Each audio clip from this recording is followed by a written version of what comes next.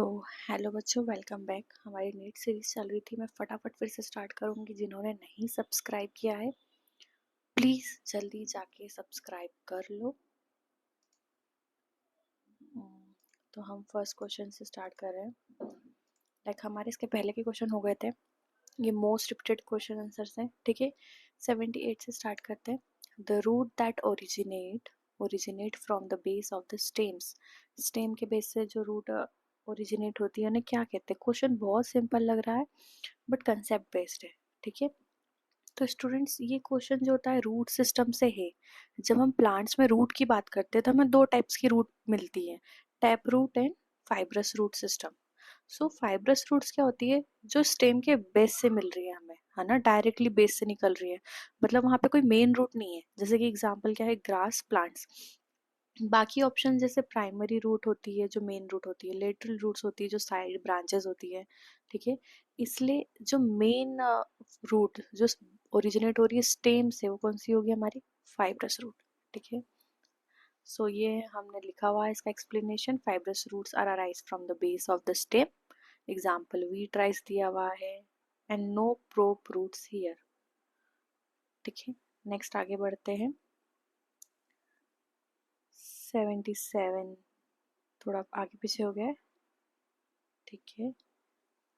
So the product of reaction catalyzed by nitrogenase in root or nodules of leguminous plants is। तो ये शायद हमने last video में repeat कर लिया था। ये इसका आंसर है अमोनिया एंड हाइड्रोजन। जो होते हैं, जब नाइट्रोजनेस कन्वर्ट करता है नाइट्रोजन को अमोनिया में तो हाइड्रोजन रिलीज होता है as a by product, okay. 79 पे आते हैं। Then which of the following is put into anaerobic sludge digester for further sewage treatment. So mainly इसका करेक्ट आंसर जो होगा वो होगा एक्टिवेटेड स्लज, है ना। ये क्वेश्चन सीवेज ट्रीटमेंट से है, बहुत इंपॉर्टेंट है नीट के लिए। सॉरी, एक्टिवेटेड स्लज होता क्या है ये याद रखना कि जो माइक्रो ऑर्गेनिज्म का मिक्सचर होता है ये, एंड जो सीवेज में ट्रीट करते हैं इसको, जो प्राइमरी ट्रीटमेंट के बाद स्लज मिलता है तो उसे एनारोबिक स्लज डाइजेस्टर में भेजा जाता है। यहाँ ऑक्सीजन नहीं होती है और बैक्टीरिया ऑर्गेनिक मैटर को ब्रेक करते हैं और मीथेन गैस को प्रोड्यूस करते हैं। इसलिए करेक्ट आंसर क्या है इसका, एक्टिवेटेड स्लज। आगे बढ़ते हैं। Which of the following statement is not correct, okay. So कौन सा स्टेटमेंट करेक्ट नहीं है, इनकरेक्ट स्टेटमेंट बताना है। So in man insulin is synthesised as a proinsulin, तो ये तो सही है। The proinsulin has an extra peptide called C-peptide, ये भी सही है। The functional insulin has A and B chains linked together by hydrogen bond, तो ये गलत है। Genetically engineered insulin is produced in E. coli, ये भी सही है। तो हमारा आंसर क्या रहेगा, ये थर्ड वाला। क्यों, क्योंकि ये भी एनसीईआरटी का डायरेक्ट क्वेश्चन है, ओके। लाइन बेस्ड क्वेश्चन है ये। आप एक बार अगर क्वेश्चन पढ़ोगे और फिर एनसीईआरटी में पैराग्राफ पढ़ोगे तो एक साथ चारों पॉइंट्स क्लियर होंगे। ये लाइन बेस्ड क्वेश्चन है। प्रो इंसुलिन वाला करेक्ट आंसर है। सी पेप्टाइड भी होती है, ये भी करेक्ट है। बट फंक्शनल इंसुलिन में ए और बी चेन हाइड्रोजन बॉन्ड से नहीं, डाइसल्फाइड बॉन्ड से लिंक करते हैं। यहाँ पे मैंने लिख के भी दिया है, ठीक है, कि डाइसल्फाइड बॉन्ड से लिंक करते हैं। ये एनसीईआरटी अगर आप खोलोगे बायोटेक्नोलॉजी तो उसमें मिलेगा। ये इंपॉर्टेंट पॉइंट्स हैं, ठीक है। आगे बढ़ते हैं 81 पर। सो रॉन्ग स्टेटमेंट बताना है इसके अंदर हमें। सो रॉन्ग स्टेटमेंट क्वेश्चन जो है ये रेस्पिरेटरी सिस्टम का है, हीमोग्लोबिन बाइंडिंग वगैरह जो उसका पैराग्राफ है। तो इम्पोर्टेंट कंसेप्ट ये है कि जितना ज़्यादा हाइड्रोजन कंसंट्रेशन होगा, मतलब एसिडिक कंडीशन है, उतनी ऑक्सीजन की बाइंडिंग कैपेसिटी को वो कम करेगा। इसे बोहर्स इफेक्ट कहते हैं, ठीक है। एंड जैसे कि हम फर्स्ट ऑप्शन देख रहे हैं, रॉन्ग स्टेटमेंट बता रहा है, binding of oxygen with haemoglobin is main related to the partial pressure of oxygen, ये भी सही है। Partial pressure of CO2 can interference with the O2 binding with haemoglobin, ये भी सही है। Higher H plus ion concentration in alveoli favour the formation of oxyhaemoglobin, जी नहीं। H प्लस आयन है तो कंसंट्रेशन एसिडिक हो गया, एसिडिक है तो वो बाइंडिंग एफिनिटी को डिक्रीज करेगा। तो ये वाला हमारा गलत स्टेटमेंट है। तो आंसर क्या होगा हमारा, थर्ड। जैसा कि मैंने आपको भी एक्सप्लेन किया, आगे बढ़ते हैं। Which of the following region the globe exhibits highest specific diversity? ठीक है, सो हमारा अमेजोन रेन फॉरेस्ट, हमेशा इसको याद रखना, रट लो कि सबसे ज़्यादा डाइवर्सिटी हमको अमेजोन रेन फॉरेस्ट से मिलती है। इकोलॉजी का सुपर इम्पॉर्टेंट क्वेश्चन है ये। स्पीशीज डाइवर्सिटी सबसे ज़्यादा होती है ट्रॉपिकल रीजन में। अमेजोन रेन फॉरेस्ट में दुनिया का सबसे रिचेस्ट बायोडाइवर्सिटी हॉटस्पॉट है। ये लाइन रट लो, अमेजोन रेन फॉरेस्ट, ठीक है।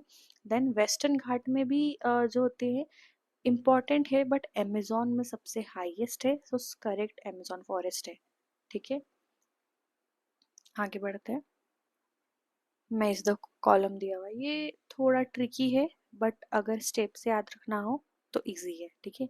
स्टेप से याद रखना, सबसे पहले मैं बताती हूँ, जाइगोटिन में होता है सिनेप्सिस, तो जाइगोटिन सिनेप्सिस, ठीक है।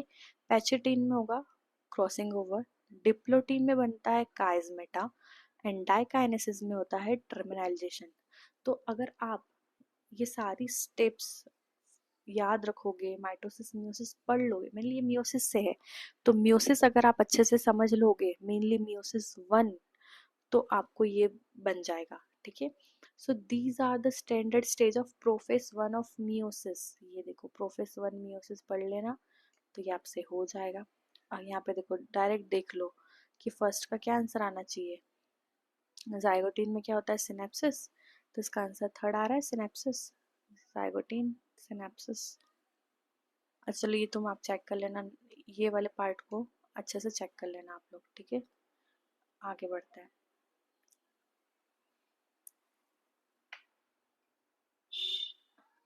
आई थिंक हम ज़्यादा आगे आ गए, यस। टू जनरेशन्स बोल रहे हैं ये लोग, ठीक है। So the plant part which consist of two generations, one within another, okay. तो स्टेटमेंट्स दिए हुए हैं, हमको बताना है कौन सा स्टेटमेंट सही। ये क्वेश्चन जो है अल्टरनेशन ऑफ जनरेशन से है। पोलन ग्रेन और एम्ब्रायोसिक दोनों में हैप्लॉइड जनरेशन होती है, जो डिप्लॉइड प्लांट के अंदर एग्जिस्ट करती है, ठीक है। Pollen grain inside the anther, दोनों में हैप्लॉइड जनरेशन है, ठीक है। तो ये पॉइंट तो सही है। Germinated pollen grain with two male gamete, तो germinated pollen grain with two male gamete थोड़ा सा एक दूसरे के साथ कोऑर्डिनेट नहीं कर रहा, थोड़ा सा क्या पूरा ही नहीं कर रहा है, तो ये गलत हो गया।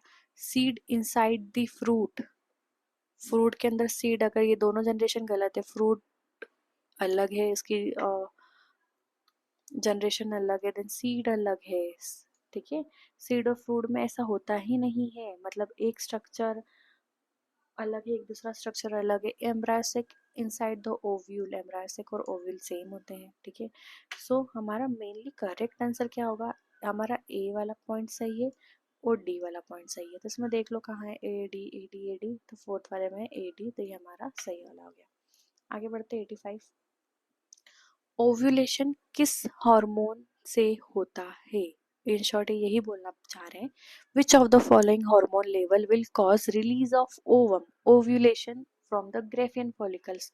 तो ये याद रखना, ओव्यूलेशन को ट्रिगर करता है एलएच। जैसे ही एलएच पे सर्ज जाएगा तो उस वजह से ओव्यूलेशन होगा। हाई एस्ट्रोजन लेवल के पॉजिटिव इफेक्ट से इनडायरेक्टली ओव्यूलेशन एस्ट्रोजन के हाई लेवल की वजह से होता है, ठीक है। मतलब पहले ओव्यूलेशन को कौन ट्रिगर कर रहा है, एलएच।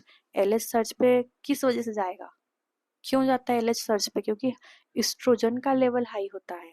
एस्ट्रोजन हाई गया तो एलएच हाई गया, और फिर उसके बाद ओव्यूलेशन होगा, तो हम डायरेक्ट किसको क्रेडिट देंगे, एस्ट्रोजन को, ठीक है।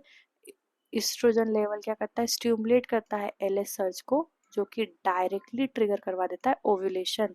ये ह्यूमन रिप्रोडक्शन का क्वेश्चन मैंने लिखा हुआ है एनसीईआरटी में, किस चैप्टर से ये आया है। फटाफट क्वेश्चन कर रहे हैं, जिस हिसाब से हम 1 मिनट में 3 क्वेश्चन करते हैं उसी हिसाब से आपको भी करना है। आप तो और जल्दी कर सकते हो, मुझे एक्सप्लेन करना पड़ रहा है, ठीक है। सो बेसिक अमाइनो एसिड, वही एनसीईआरटी का टू द लाइन क्वेश्चन है, डायरेक्ट बायोमोलिक्यूल से आया हुआ है। बेसिक अमाइनो एसिड कौन से होते हैं, है ना, लाइसिन, एर्जिनाइन, हिस्टिडाइन, ठीक कि इसमें देख लो कौन कौन सा दिख रहा है। लाइसिन दिख रहा है, आर्जिनिन भी होता है, हिस्टिडीन भी होता है। तो हमको जो बेसिक अमाइनो एसिड लाइसिन, तो इसका आंसर क्या होगा, थर्ड वाला। एंड ये टायरोसिन वगैरह का भी याद रखना। ग्लूटामिक एसिड एसिडिक होता है, टायरोसिन और वेलाइन ये दोनों जो होते हैं वो जो होते हैं न्यूट्रल होते हैं, ठीक है। ये तो एसिडिक है और ये न्यूट्रल है। ओके गाइस, तो अभी हमने मोस्टली 10 क्वेश्चन और निपटा लिए हैं। ये 10 क्वेश्चन मोस्ट रिपीटेड क्वेश्चन है, इन्हें जल्दी जल्दी रिवाइज करो। मैं और सीरीज डालने की कोशिश कर रही हूँ। कमेंट करो अगर आपको ऐसे और वीडियोस चाहिए तो प्लीज़ जल्दी जल्दी कमेंट करो, मुझे बहुत अच्छा लगेगा। मैं और मेहनत से आपके लिए अच्छे वीडियो बनाऊंगी। Thank you.